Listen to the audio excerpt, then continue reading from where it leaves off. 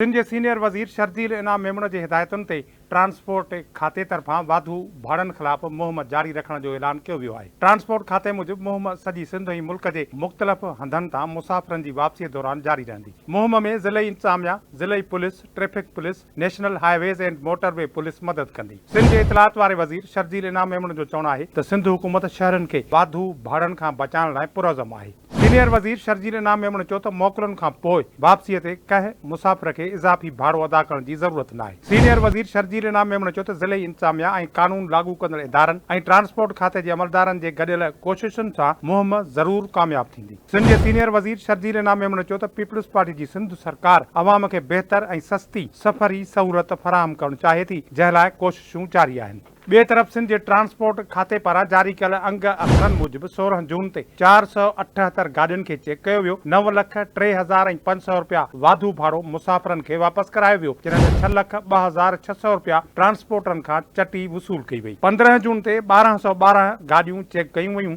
12,37,000 खां वधीक वाधू भाड़ो वापसि करायो वियो, जॾहिं त 12,88,550 रुपया ट्रांसपोर्टरनि खां ॾंड वसूल कयो वियो।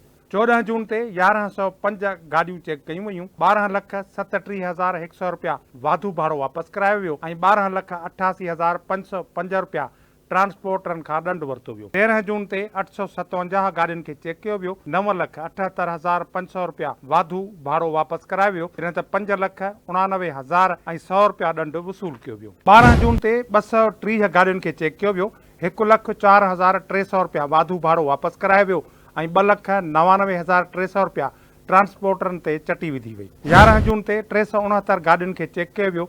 1,05,300 रुपया वाधू भाड़ो वापसि करायो वियो, जॾहिं त 3,65,900 रुपया ट्रांसपोर्टरनि खां चटी वसूल कई वई।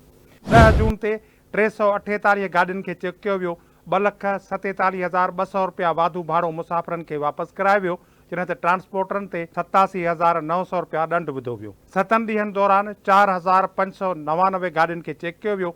58,49,650 रुपया वाधू भाड़ो वापसि करायो वियो ऐं 41,72,150 रुपया ॾंड वसूल कयो वियो।